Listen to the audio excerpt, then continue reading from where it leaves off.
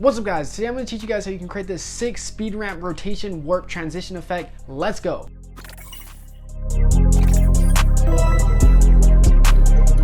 What's up guys, my name is Devin Huynh. Welcome to 11% Tutorials. As I mentioned, today I'm going to be teaching you guys how you can create this sick rotation transition effect in After Effects. It's super easy to recreate, no plugins required. This is a dope way to spice up your videos and add some extra sauce, especially if you're editing music videos or gaming edits. We have a super easy and fun tutorial today, but really quickly before we dive in, I just want to mention we do have our preset store at 11%.net. There I'm seriously spilling all the sauce. So if you want to create some dope camera movement transitions like the one we're creating today, or add some extra cool CRT effects or some Chrome 3D effects, definitely make sure to check out 11%.net. There we have a bunch of crazy preset packs. They're all super easy to use. You can literally just drag and drop onto your videos and boom, you have some dope effects, saves you all that time. And the best part is they're relatively cheaply priced compared to the rest of the market competition. I'm not one of those YouTubers that gatekeeps or keeps all this information to myself, so I really just spill all the sauce. I want you guys' edits to be fire and I want you to save time because we're video editors, we barely have any time as you already know it. So if you want to save yourself the time from having to recreate this effect each time from this tutorial, then definitely make sure to check out 11%.net. That's how you guys support me, keep me going, really mean the world. Without further ado, let's go ahead and jump right into the tutorial. All right guys, so now that we're inside of After Effects, the first thing you're gonna do is have your clip loaded up right here. So before you even go into After Effects, the first thing you're gonna wanna do is you're gonna wanna go out and shoot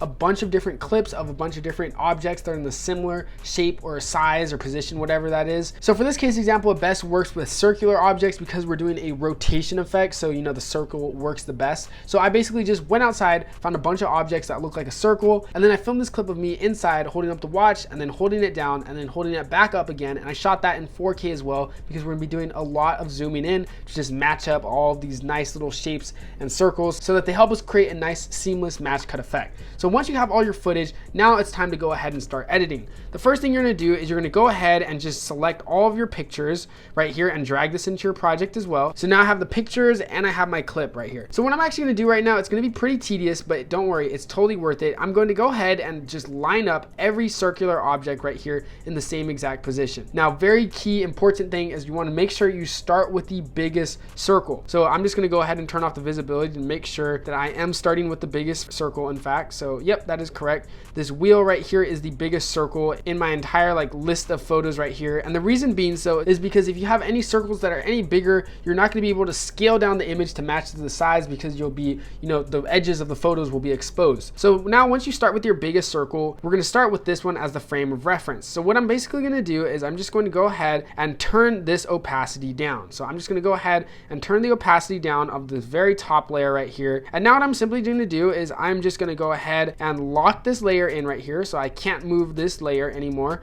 And I'm just going to go ahead and just adjust the rest of these photos. So I'm just going to hold shift and scale up the rest of these photos. So I'm just going to go ahead and line up each photo. And once I'm done with the next photo, I'm just going to turn that visibility off and then just do the next photo. And just keep continuing this process until you've lined up all your circles together. Now, once you've gone ahead and lined up all your circles and they're all in the exact same position and size in each frame, now what you're going to do is we're simply going to go ahead and just trim down all of these photos until that they're 4 frames apart. So I'm working in a composition that's 30 frames per second. Depends on whatever composition you're working in. If you're doing 60 frames per second, I recommend keeping it around 24 frames to 30 frames per second just because it works best with this edit. So I'm just going to be going ahead and just moving each frame 1, 2, 3, 4 frames apart from each other, and I'm just going to do that for each clip. And now once I have each photo 4 frames apart, and you can see if we play this out, we have this nice flash through animation. We now have the basics of our match cut effect. Now what I'm going to simply do is I'm just going to go ahead and hold shift, select all of these and hit Command D, duplicate them, and then I'm going to hold shift again and just move this over to the right so that we have the repeating of this exact same match cut. Now you can see if we play it out, we have a really sick match cut effect for sure. Now that we have our match cut photos, it's time to go ahead and line up our video footage. So right here, I have this video clip of me holding up the watch like I mentioned before. And now for this clip, like I mentioned before, you want to make sure you shoot this in 4K because we are going to be zooming in quite a lot. So what I'm going to do is I'm just going to hold shift. I'm actually going to go ahead and drag this layer to the very top of all my photos. And I'm just going to go ahead and drag it like maybe a couple frames over the last photo. I'm going to hit the drop down on the image and hit the drop down on transform. And then I'm just going to go ahead and decrease the opacity to something around like 50% so I can see through the image. And then what I'm simply going to do is I'm gonna hold shift and just scale up the watch until the circle of the watch matches the rest of the other circles. And let's line it up right there, and boom, there we go. Now you can see we have a nice lined up shot. Maybe I'll make it a tad bit smaller. So you can obviously see now why it's super important that we shoot this in 4K, because as you can tell, we zoomed in quite a lot, and it's important that we still have very good high quality footage. So now what I'm gonna do is I'm just gonna bump that opacity back up, and now I'm just gonna move that 2 frames more to the right so that it all lines up. And now you can see once we play this out, we have this nice match cut effect, and then it lines up perfectly with the watch. Now for the easy part, or actually the complicated part, or the fun part, however you want to interpret it, we're going to be adding some keyframe animation. So the first thing I'm going to do is I'm going to go ahead, make sure I'm clicked on my video clip, and I'm going to go to the very beginning frame. Remember, go to the very beginning frame right here and hit a keyframe on the position, scale, and rotation. Actually, take back the rotation. You can do it if you want, but honestly, I don't think we're going to need it because we're going to be doing all of our rotation with an adjustment layer. Then what I'm going to do is I'm going to go to the very end of the clip, and then I'm going to make sure I hit another keyframe at the position and scale at the very end, just so that we have some nice beginning and end start points. So now what we're going to do is we're going to go ahead and make sure we zoom out. So I'm going to go a couple frames in right before I put my hand down, and I'm just going to go ahead and zoom out. Maybe I'll zoom out, maybe I'll go even a couple frames after I start to put my hand down. So I'm going to zoom out a bunch, and I'm just going to move this around like that. Boom, there we go. Nice little zoom out animation. And now you can see if we play this out, we have this nice zoom out effect. And now once you have a nice good zoom out, I might even zoom out just a tad bit more just so we get some more space to work with. Like right around there should be pretty good. And now once we have some nice zoom out keyframes, we're just going to simply select them, hit Command C to copy them, and then we're going to go to the very last end segment of our clip and hit paste by hitting Command V, and make sure that keyframe is about like maybe 20 or 30 keyframes before the end of the clip. So you can see now once we played out the end of the clip, it zooms in and it's just basically going to repeat the animation. So now you can see we have this nice zoom out effect, and then it's going to zoom back in. So now guys, it's time to add some beziers. So what I'm going to do is I'm going to select all these keyframes, I'm going to right click them, I'm going to hit keyframe assistant, and I'm simply going to hit easy ease. And that way we're going to have some nice smoother keyframe animation with our movement. And if you want to adjust this even further, you can go ahead and select on the keyframes. I'm going to select the scale, and I'm going to hit this graph editor icon right here, and you're going to have to go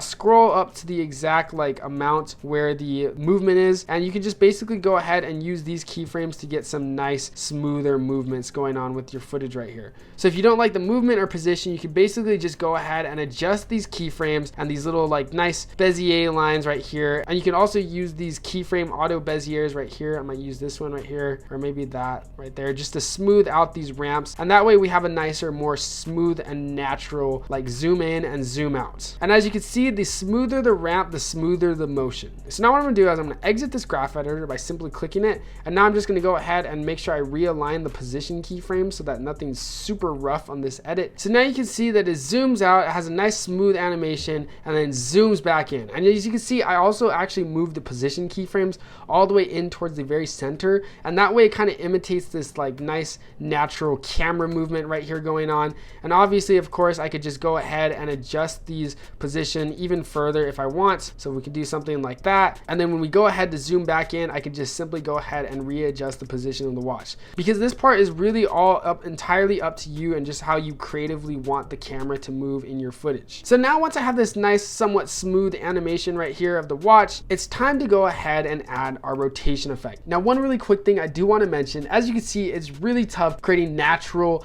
like smooth camera movement straight from After Effects. We're having to make the keyframes and then tweaking it and then adjusting it and making sure it's all smooth and like there's no rough like computer looking animations. Now one real quick thing I wanted to note on is you can tell it's really difficult and hard to imitate like perfect actual accurate camera movement just straight from the After Effects keyframe editor. As you can tell, it's going to be quite difficult, especially if you're just messing around with these keyframes. Some parts of it are still going to really feel robotic, and it's just really hard to mess around with and really time consuming especially. So that's why at 11%.net we just dropped our ultimate camera shake it up preset pack. It's absolutely insane. It comes with over 10 presets that you can literally just drag and drop onto your project. It works with Premiere Pro and After Effects. You literally just drag and drop these presets onto your adjustment layer and it creates some dope handheld camera animation effects and transitions. It's probably one of my most used tools for my own preset packs. It really helps save me time, especially when I'm trying to make some actual accurate handheld camera movement from like a stable tripod shot. It's really dope. I definitely recommend you checking it out at 11%.net. So just want to throw that out there if you're interested in saving some time while you edit. But without further ado, let's go ahead and finish the rest of this tutorial. So the last thing I'm going to do before I go ahead and jump into our adjustment layer is I'm going to hold Command and I'm going to select all of these, just one more layer of our pictures right here, and I'm going to hit Command D once again to duplicate it just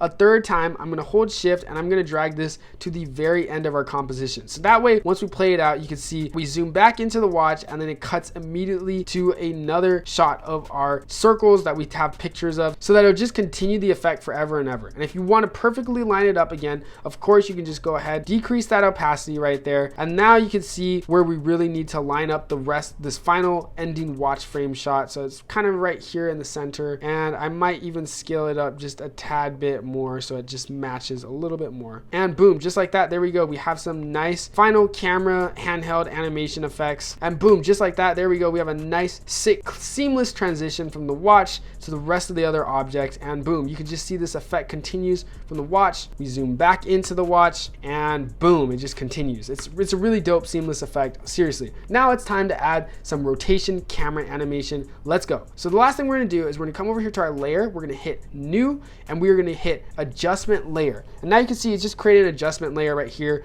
in between the middle of some pictures. I'm going to go ahead and drag this to the very top of our composition, and the first thing I'm going to do is I'm going to go to my effects and presets and I'm going to search for the transform key right here. Boom. Now I'm going to go ahead and drag this transform to our adjustment layer. Now it's time to go ahead and add some animation. The first thing I want to do is I want to make sure that my anchor point is like directly in the center of all the circles. So that way when I do this rotation effect, you can see the circle is moving exactly in the middle. So let's go ahead and adjust that just a little bit more. We really want it to feel like the actual wheel is spinning itself. So once we adjusted our adjustment layer to the middle, you can see right here on this very corner edge of our clip right here, the edge is actually just kind of showing the next layer because we are at the biggest circle right here. So to basically fix this is you can just quickly go to your effects and presets and you can search for the CC Reptile effect. And I'm just gonna go ahead and drag this Reptile effect to our very first picture. And I'm just gonna go ahead and increase the expand right. And that way we don't have any like transparent edges right there. So we're just basically extending the image. And you're just gonna go ahead and do that for both left and right. We're just gonna increase it to around like 200 on both sides. And then I'm gonna go ahead and do the same for the next clip right there as well.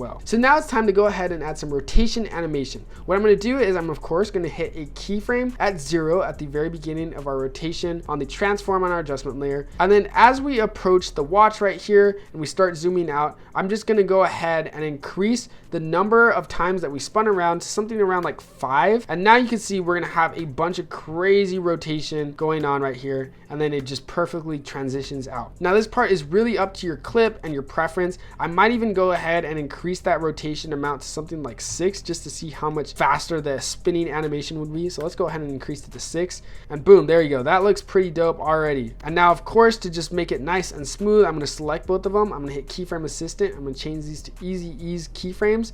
I'm gonna hit the graph editor and just go ahead and nicely smooth it out, of course. So let's go ahead and smooth that animation out.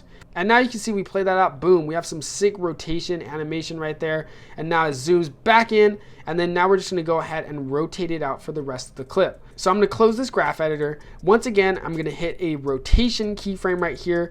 Not change anything, just so that the clip doesn't rotate anymore during the middle of the clip. And then as we zoom into the watch, once again, I'm gonna go to the very end of this clip, and I'm just gonna go ahead and increase that rotation even more to the right. So I'm gonna go increase it to like 11 rotations maybe. Let's see how fast that goes. Ooh, that might be too fast actually. So we might, let's just do like 10. Let's do 10. And now let's play that out.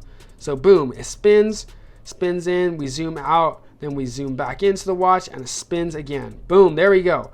That is a pretty dope effect. And now the last thing I'm gonna do to just go ahead and wrap up and tie this entire effect together is I'm gonna increase the shutter angle to something around like, let's do like 160 degrees. And then I'm gonna come over here to the transform effect panel settings right here in the timeline. I'm just gonna make sure that I click the on once again, just so that we have all that nice motion blur added to the watch. And boom, there you go. We can see we have a dope seamless match cut spinning animation transition effect. Here is the final result.